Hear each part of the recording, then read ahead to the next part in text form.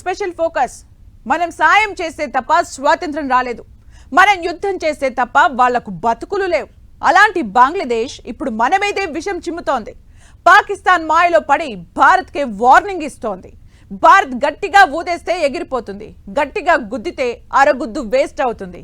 అలాంటి బంగ్లాదేశ్ వార్నింగ్ ఎందుకు ఇస్తోంది? అసలు మన బలాన్ని తట్టుకోవడం కాదు, కనీసం నిల్చుకునే శక్తి కూడా లేని దేశానికి ఎందుకింత బలుపు? Watch this.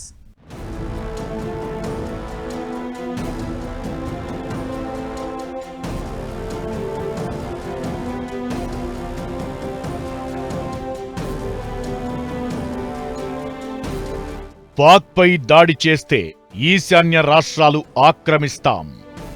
భారత్ మీద విషం చిమ్ముతున్న బద్మాష్ బంగ్లాదేశ్కు ఎందుకింత బలుపు? ఆ మాటలు బంగ్లాదేశ్వేనా, వేరే వాళ్లవా? భారత్కు వార్నింగ్ ఇచ్చే బతుకులా బంగ్లావి?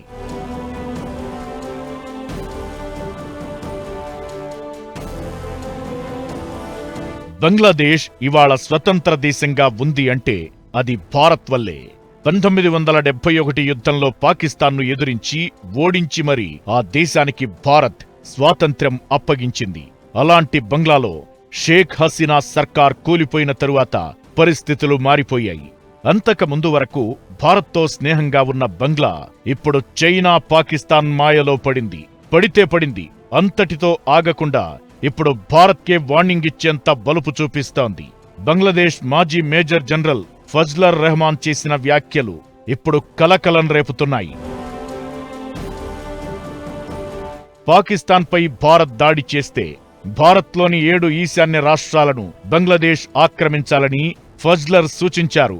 ఈ ఆపరేషన్ కోసం చైనాతో కలిసి పనిచేయాలని చర్చలు జరపాలంటూ దరిద్రపు సలహా ఇచ్చారు. భారత్ పాక్ మధ్య యుద్ధ మేఘాలు కమ్ముకున్న వేళ ఇదిప్పుడు హాట్ టాపిక్ అవుతోంది. ఫజ్లర్ వ్యాఖ్యలు భారత్ బంగ్లా మధ్య సంబంధాలపై తీవ్ర ప్రభావం చూపే అవకాశముంది. ఎవడో మామూలు వ్యక్తి ఇలాంటి వ్యాఖ్యలు చేశారంటే ఏదో అనుకోవచ్చు. ఫజ్లర్ రెహమాన్ అనేవాడు బంగ్లాదేశ్ ప్రస్తుత తాత్కాలిక అధ్యక్షుడు మహ్మద్ యూనస్ కు సన్నిహితుడు, ప్రభుత్వ ప్రధాన సలహాదారు కూడా. 2009 నాటి బంగ్లాదేశ్ రైఫిల్స్ తిరుగుబాటుపై విచారణకు నియమించిన కమిషన్ కు తాత్కాలిక ప్రభుత్వం అతన్ని చైర్మన్ గా నియమించింది. ఇలాంటి హోదాలో ఉన్న వ్యక్తి ఇలాంటి వ్యాఖ్యలు చేయడం ప్రాధాన్యత సంతరించుకుంది. అయితే ఫజ్లర్ రెహమాన్ వ్యాఖ్యలతో తమకు ఎలాంటి సంబంధం లేదని, అవి ఆయన వ్యక్తిగత అభిప్రాయాలు మాత్రమేనని బంగ్లాదేశ్ తాత్కాలిక ప్రభుత్వం చెబుతున్నా భారతీయుల కోపం మాత్రం కంట్రోల్ కావడం లేదు. కానీ బంగ్లాదేశ్కి సొంతంగా బలమేం లేదు. బంగ్లాదేశ్కి పెద్ద మాటలు ఈశాన్యం మీద మాట్లాడటానికి అసలు అవకాశం లేదు. తర్వాత బంగ్లాదేశ్ అంటే ఈశాన్యం ఏరియా అందరికీ ఒక రకమైన హేట్రెడ్ కూడా, ఎందుకంటే అక్కడి నుంచి జనం వచ్చి అక్కడ సెటిల్ అయిపోయి వాళ్ళు విశేషమైన అరాచకం కూడా తీసుకొస్తున్నారని అందరికీ తెలుసు. కాబట్టి అంత సీరియస్గా తీసుకోక్కర్లేదు బంగ్లాదేశ్ మాటలు. ఎవరు మాటలైనా మాట్లాడుతున్నారా, పాకిస్తాన్తో దగ్గర అవుతున్నారు, భారతదేశానికి ఇష్టం లేని దేశాలతో అందరితో వాళ్ళతో ఈ పెద్ద మాటలు చెప్పి వాల్యూ తెచ్చుకుందామంటే కొన్ని రోజుల్లో సీరియస్నెస్గా తీసుకునేది లేదు. పెహల్గాం దాడి తరువాత భారత్ పాక్ మధ్య ఉద్రిక్తతల సమయంలో ఇలాంటి వ్యాఖ్యలు చేయడమంటే అదేదో నార్మల్ గా చేసినట్లు కాదు. కావాలనే రెచ్చగొట్టాలనే ఫజ్లర్ ఇలాంటి వ్యాఖ్యలు చేశారనే చర్చ జరుగుతోంది. బంగ్లాదేశ్లో హిందువులపై జరుగుతున్న దాడులపై భారత్ ఇప్పటికే తీవ్ర ఆందోళన వ్యక్తం చేస్తోంది. తాత్కాలిక ప్రభుత్వం వచ్చిన తరువాత హిందువులపై దాడులు పెరిగాయని, వారి భద్రతపై బంగ్లాదేశ్ ప్రభుత్వం తగిన చర్యలు తీసుకోవాలని కోరుతోంది. ఇలాంటి పరిస్థితుల్లో ఫజ్లర్ చేసిన వ్యాఖ్యలు బంగ్లాదేశ్లోని హిందువుల భద్రతపై భారత్ ఆందోళనను మరింత పెంచడం ఖాయంగా కనిపిస్తోంది. బంగ్లాదేశ్ వ్యాఖ్యలపై ఇప్పుడు తీవ్ర విమర్శలు వినిపిస్తున్నాయి. భారత్ సాయంతో పాకిస్తాన్ మీద యుద్ధం చేసి స్వాతంత్ర్యం దక్కించుకుని సాయం చేసిన భారత్కు వ్యతిరేకంగా పాక్కు మద్దతు తెలపడమేంటి? బద్మాష్ వేషాలు కాకపోతే అనే ఆగ్రహం వ్యక్తమవుతోంది. బంగ్లాదేశ్ మాజీ సైనికాధికారి భారత్పై దాడి చేయాలనే సూచనలు చేయడం, దానికి చైనా సహకారం కోరాలని చెప్పడం, ఈయనకు తాత్కాలిక అధ్యక్షుడితో సాన్నిహిత్యం ఉండటం లాంటి విషయాలు భారత్ బంగ్లాదేశ్ సంబంధాల్లో కొత్త సవాళ్లను క్రియేట్ చేయడం ఖాయంగా కనిపిస్తోంది. బంగ్లాదేశ్ ప్రభుత్వం ఈ వ్యాఖ్యలను ఖండించినప్పటికీ ఈ సంఘటనలు ఇరు దేశాల మధ్య ద్వైపాక్షిక సంబంధాలపై ఎలాంటి ప్రభావం చూపుతాయన్నది హాట్ టాపిక్ గా మారింది. ఏ దేశం మీద అయితే స్వాతంత్ర్యం కోసం ఒకప్పుడు యుద్ధం చేసిందో ఇప్పుడు అదే దేశానికి గులాంగిరి చేస్తోంది బంగ్లాదేశ్. ఆ రెండు దేశాల మధ్య కొత్త స్నేహం చిగురిస్తోంది. అదే ఇప్పుడు భారత్ను హెచ్చరించే బలుపుకు కారణమైంది. యుద్ధ మేఘాలు కమ్ముకున్న వేళ బంగ్లాను అడ్డు పెట్టుకుని పాకిస్తాన్ గేమ్ ఆడబోతోందా? కుట్రలు చేసేందుకు సిద్ధమైందా? భారత్ అలర్ట్గా ఉండాల్సిందేనా? భారత్ మీద అక్కసుతో రగిలిపోతున్న చైనా మన దేశం పక్కనున్న దేశాలను ఎగదోస్తోంది. బంగ్లాదేశ్ సంక్షోభం వెనక జరిగింది అదే.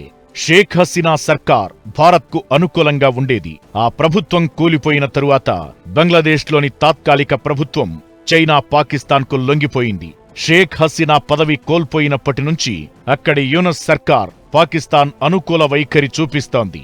1971 తరువాత తొలిసారి పాకిస్తాన్తో బంగ్లాదేశ్ మళ్లీ ప్రత్యక్ష వాణిజ్యాన్ని ప్రారంభించింది. ఇది చాలు రెండు దేశాల మధ్య ఎలాంటి స్నేహం ఉందో అని చెప్పడానికి. 1971లో బంగ్లాదేశ్ తూర్పు పాకిస్తాన్ నుంచి విడిపోయి స్వతంత్ర దేశంగా ఏర్పడింది. అప్పటి నుంచి రెండు దేశాల మధ్య ఎలాంటి వాణిజ్య సంబంధాలు లేవు. ఎవరైతే తొక్కాలని చూశారో ఆ దేశంతోనే మళ్లీ స్నేహం మొదలుపెట్టింది బంగ్లా. సాయం చేసిన దేశానికే వార్నింగ్ ఇచ్చేందుకు బలుపు తెచ్చుకుంది. పాక్ నుంచి అబ్దాలీ స్వల్ప శ్రేణి క్షిపణులను, టర్కీ నుంచి యుద్ధ ట్యాంకులను కొనాలని బంగ్లా ఆలోచిస్తోంది. బంగ్లా దళాలకు పాక్ సైనిక శిక్షణ కూడా ఇస్తున్నట్లు ప్రచారం జరుగుతోంది. ఇవన్నీ భారత్ను టార్గెట్ చేయడానికే అనడంలో ఎలాంటి అనుమానం లేదు. బంగ్లాలో పాక్ వేలు పెట్టింది. ఇకపై చైనా కూడా కాలు పెట్టే అవకాశముంది. ఇప్పుడు ఫజ్లర్ కూడా చైనా పేరు ఎత్తడంతో వాళ్ల బుద్ధెంటో అర్థమవుతోంది. ఇకటు బంగ్లాదేశ్తో స్నేహాన్ని అడ్డుపెట్టుకుని పాకిస్తాన్ కుట్రలు చేసే అవకాశముంది. దీంతో భారత్ అలర్ట్ అయింది. బంగ్లాదేశ్ మయన్మార్ సరిహద్దుల్లో భారత ఇంటెలిజెన్స్ వర్గాలు, భద్రతా బలగాలు హై అలర్ట్ ప్రకటించాయి. బంగ్లాదేశ్ సరిహద్దులో అత్యంత అప్రమత్తంగా ఉండాలని సూచించాయి. బంగ్లాదేశ్తో పాటు ఆ దేశ రాడికల్ ఇస్లామిస్టు గ్రూపులతో పాక్ సన్నిహిత సంబంధాల్ని మరింత పటిష్టం చేసుకునే ప్రయత్నం చేస్తోంది. దీంతో భారత్లో అల్లర్లు సృష్టించే దిశగా కుట్రకు తెరతీసినట్లు సమాచారముంది. దీంతో ఇప్పుడు భారత్ మరింత అప్రమత్తమైంది. ఇదంతా ఎలా ఉన్నా అసలు భారత్ ముందు నిల్చునే స్థాయి కూడా లేని బంగ్లాదేశ్ ఇప్పుడు ఏకంగా వార్నింగ్ ఇవ్వడం అంటే అవి వాళ్ల మాటలు కాదు అనేది క్లియర్.